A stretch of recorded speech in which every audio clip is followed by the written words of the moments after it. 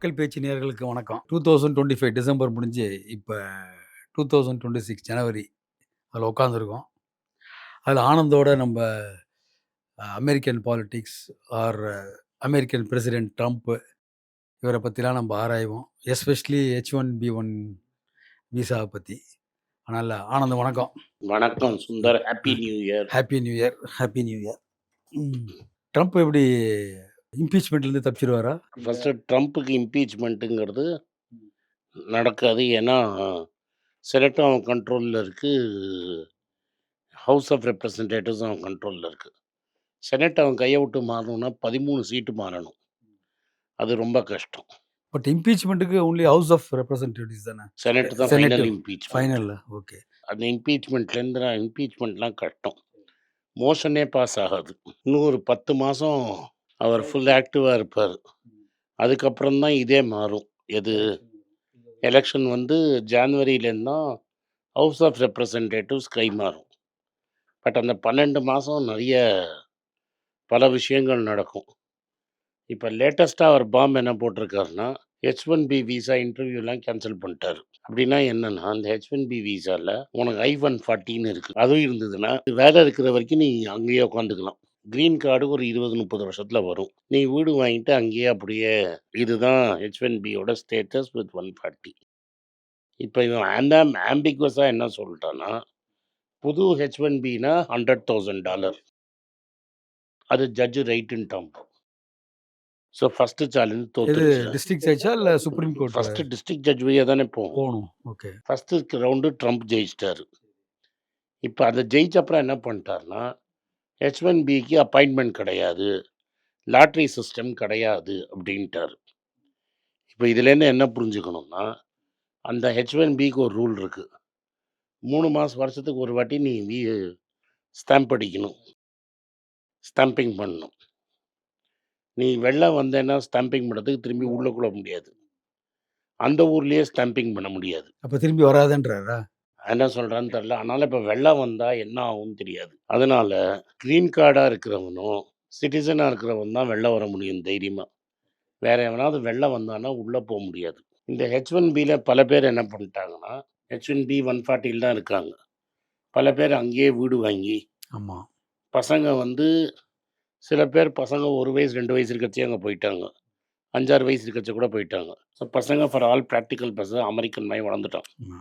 அவனுக்கு வீசா கிடையாது, திரும்பி அமிச்சா இங்கேயும் இருக்க முடியாது அங்கேயும் இருக்க முடியாது. அது இப்போ சொன்ன அந்த பர்த் ரைட்டு, அந்த பர்த் ரைட் இல்லை, பர்த் ரைட் அடுத்த கேஸ். ஓகே. இப்போ born in India, okay, age 6க்குள்ளே அமெரிக்காவுக்கு போயிருப்பான். இந்தியாவே ஞாபகம் இருக்காது அவனுக்கு. ஓகே. அவன் அமெரிக்காலே இருந்திருப்பான், அமெரிக்கன் காலேஜில் படிப்பான். அவனை 22 வயசு இருந்தால் கழுத்தை பிடிச்சி வெளில தள்ளிட்டு வந்துடும். ஸோ நீ அந்த கழுத்தை பிடிச்சி வெளில தள்ளிட்டான்னா திரும்பி போக முடியாது. நான் அங்கேயே செட்டில்டாக இருக்கேன்னு என்னை ஏன் அனுப்புகிறேன்னு கேட்குறாங்க. அவன் என்ன சொல்கிறான், நீ வந்தது H1B, எப்போ வேணால் நான் ரூல்ஸை மாற்றலாம், நான் மாற்றிட்டேங்கிறான். நான் இப்போ அவன் ரூல்ஸை மாற்றிட்டு யாருமே வெளில போக முடியாத மாதிரி பண்ணிட்டான். அது மட்டும் நடக்க மாட்டேங்குது. இப்போ அங்கே போய் அமெரிக்காவுக்கு அவங்க லைஃபே அர்ப்பணிச்சுக்கிட்டு சிட்டிசன்ஷிப் வாங்கினவன் ஒருத்தர் இருக்கிறான். அவன் கதையை இன்றைக்கி பிஸ்னஸ் ஸ்டாண்டர்டில் போட்டிருக்கிறாங்க. ஒரு 4-5 நாள் பிஸ்னஸ் ஸ்டாண்டர்ட் முன்னாடி. அவர் வந்து ஒரு கைனகாலஜிஸ்டாக இருந்து ரொம்ப சக்ஸஸ்ஃபுல்லாக இருந்தார் டெக்ஸஸில். அவரே ஒரு 20 ஏக்கர் லேண்டை வாங்கி ஒரு விசாலான ஹனுமான் சிலையை கட்டி மேலேருந்து ஹெலிகாப்டர்லேருந்து பூலாம் போட்டார். உடனே அந்த ஏரியாவில் இருக்கிற கிறிஸ்டியன்ஸ் எல்லாம் சேர்ந்துக்கிட்டு அந்த கோயில் வாசல்லேருந்து அந்த சிலையை இடி, அது டெமனு, அது டெவிலு அப்படின்னு குதிக்கிறான். ஓகே.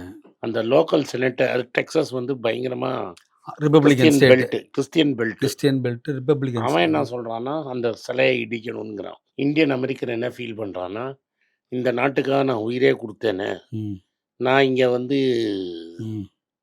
நான் சிட்டிசனாக இருக்க முடியலன்னா யார் சிட்டிசனாக இருப்பாங்க அப்படின்னு அவன் தகராறு பண்ணுறான்.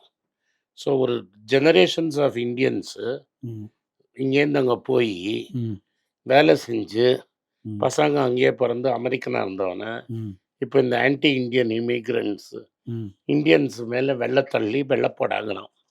H1B definite problem. வெள்ளம் வந்தால் உள்ளே போக முடியாது. இப்போ எல்லாம் வந்து கிறிஸ்மஸ்க்கு வந்து ட்ரிப்பு போயிட்டு வராங்க. அவங்களுக்குலாம் வந்து விசா வந்து எக்ஸ்பயர் ஆயிடுச்சு. இப்ப அவங்களுக்குலாம் என்ன எக்ஸ்பைரியே கிடையாது. ஓ நீ வெளில போனா போனா அவ்வளோதான். வெளில போனா H1B ஸ்டாம்ப் பண்ண உள்ள வர முடியாது. உள்ள வரவே முடியாது. சரி பிசினஸ் ஆங்கிள்ல வந்து நான் இவ்வளோ இன்வெஸ்ட் பண்றேன். அதுக்கு தான் அது அதுக்கு 10 இயர் விசா குடுப்பான். 10 year B1, visa. B2. Okay. But அதுக்கு 10 month waiting period. 10 month waiting period. நீ அங்க போய் வேலை செய்ய முடியாது. என்னது? அங்க போய் வேலை செய்ய முடியாது. வேலை செஞ்சு டாலர் சம்பாதிக்காதன்னு சொல்றோம். எதனால அந்த மாரி சொல்றேன்? ஆக்சுவலா வந்து யங் டேலண்ட்ஸ்லாம் வந்து அமெரிக்கால வந்து அவனோட பேஸ் வந்து ம். MAGA face. Make America great great again. Again. So அவன் என்ன சொல்றான்னா, மேனுஃபேக்சரிங் ஜாப் சைனாவுக்கு போயிடுச்சு. சாஃப்ட்வேர் ஜாப்ஸ்லாம் இந்தியாவுக்கு போயிடுச்சு.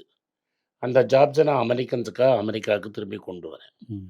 இதுதான் அவனோட லைன். பட் அவன் கொண்டு வர மாரி எனக்கு தெரியலையே. என்னது? ஒபாமா கேர் வந்து மெடிக்கைட்ல குடுக்க அதெல்லாம் மாட்டாங்கறான். ரைட்டுப்பா. அவன் என்ன சொல்றான்? சிட்டிசனுக்கு எதுவும் பண்ற மாரியே இல்லையே. அவன் பட் அவன் சொல்லிட்டு இருக்கிறது ஒண்ணு. அப்புறம் ஆக்சுவலா பாப்புலர் ஓட் அவன்கிட்ட தானே இருக்கு. அவன்ட்ட தான் இருக்கு.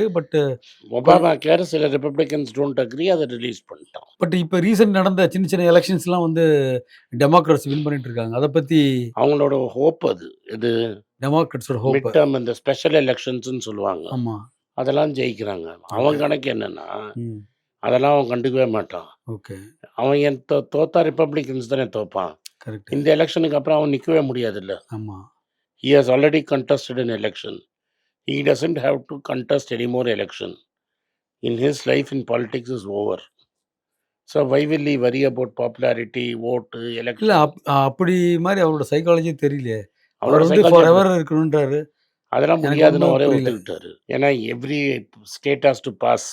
கரெக்ட். நம்ம ஊர் மாதிரி ஈஸியா அமெண்ட் பண்ண முடியாது கான்ஸ்டிடியூஷனை. ம். ரூஸ்வெல்ட் 4 வாட்டி ஜெயிச்சதுக்கு அப்புறம் காங்கிரஸ் ரொம்ப ஸ்ட்ராங்கா பண்ண அமெண்ட்மெண்ட் அது. ஸோ 2 டேர்ம் மேல யாருனாலயும் வர முடியாது. முடியாது. ஸோ அவனுக்கு தெரியும் அது. So he will not. But periphery லெவல்லயோ இல்ல மேஜர் போஸ்ட்லயோ வந்து FBI டைரக்டர் மாத்துறது. அதெல்லாம் பண்ணி அந்த அது வந்து ஆ செனட்ல அவனுக்கு மெஜாரிட்டி இருக்கிற வரைக்கும் அவன் பண்ணலாம். பண்ணலாம். ஓகே. பட் சுப்ரீம் கோர்ட் இப்போ வந்து ஜட்ஜ்மெண்ட்லாம் கொஞ்சம் அகைன்ஸ்டா குடுத்துட்டு இருக்காங்க. அத பத்தி அவன் கவலைப்படுற மாரி இல்ல. ட்ரம்ப் அவன் கவலைப்படுற கவலையே படுறது. அவன் என்ன சொல்றான், நீ என்ன ஜட்மெண்ட் கொடுத்தாலும் நான் வேற ரூட்ல பண்ணிப்பேங்க. பண்றான். ஓகே. அண்ட் கடைசியா என்ன பண்ணுவான், அவனுக்கே அவன் பாடம் கொடுத்துப்பான். ஸோ நீங்க வந்து ஒன்றும் பண்ண முடியாது. இல்ல அது மாரி உண்டா? கான்ஸ்டிடியூஷன்ல இருக்கா? அவனுக்கு இருக்கா இல்லையான்னு நீங்க சுப்ரீம் கோர்ட்டுக்கு தானே போகணும். ஆமா. அவருக்கு வயசு 75, 77 ஆயிடுச்சு. 79. 79 ஆயிடுச்சு. 3 இயர்ஸ் பவர்ல இருப்பாரு. 82 வயசுல பாடன் பண்ணி நீ சுப்ரீம் கோர்ட்ல சேலஞ்ச் பண்ணி கேஸ் முடியறதுக்குள்ள அவன் 86, 87 வயசு ஆயிடுவான். ஏன் வந்து வெகமெண்டா எப்சின் ஃபைல்ஸ் எல்லாம் வந்து வெளியில வர விடாம பாய்காட் பண்ற ஸ்டில் நிறைய வந்துருச்சு. இன்னும் பட் ரிடாக்டட் போட்டு நிறைய வந்து இன்னும் ஏன்னா பண்ணிட்டு தான் அவனோட ஃபுல் ஃபைல்ஸ் வெளில வந்துருச்சுன்னா அவனோட ஃபுல் வண்டவாளம் வெளில வந்துடும். ஸோ ட்ரம்ப்போட ஒரு நேஷனலிஸ்டிக் வியூ பாயிண்ட் வந்து திருப்பியும் மெகாவுக்கு வந்து அட்வான்டேஜாக இருக்குமா? இதுக்கப்புறம் மாகா வராதுப்பா. அவர் ஒயிட் ஹவுஸில் இருக்கிற ஈஸ்ட் விங்கை வந்து டெஸ்ட்ராய் பண்ணுறாரு. என்ன சிக்னிஃபிகன்ஸ் அது? என்னன்னு தெரில. ஒரு பிரசிடென்ட்டுக்கு அடியில் ஒரு கனாபினான்னு போட்டு ஒரு பிளாக் போட்டிருக்காரு. பட் இப்போ வந்து அப்ரைசிங்லாம் வந்துட்டு இருக்குல்ல வாஷிங்டன்லேயும் சரி, அதெல்லாம் ஒரு எஃபெக்டிவாக இருக்காதா? ஒன்றும் எஃபெக்டிவாக இல்லை. Real effective seats democratic country. Years பண்ண எலெக்ஷன். வணக்கங்க. நான் டோட்டலாக வந்து 6 புஸ்தகம் எழுதியிருக்கேன். 3 இங்கிலீஷில், அதோட 3 தமிழ் டிரான்ஸ்லேஷன். யாருக்கெல்லாம் அந்த புஸ்தகத்தை வாங்கணும்னு நினைக்கிறீங்களோ கீழே இருக்கிற வாட்ஸ்அப் நம்பரில் கனெக்ட் பண்ணுங்கள். எங்கள் டீம் உங்களை கான்டாக்ட் பண்ணி இந்த புஸ்தகத்தை பற்றி டீட்டெயில்ஸ் கொடுப்பாங்க. இந்த புஸ்தகம் வேறு எங்கேயும் கிடைக்காது. வாங்கினா இங்கே தான் வாங்க முடியும். நன்றி, வணக்கம்.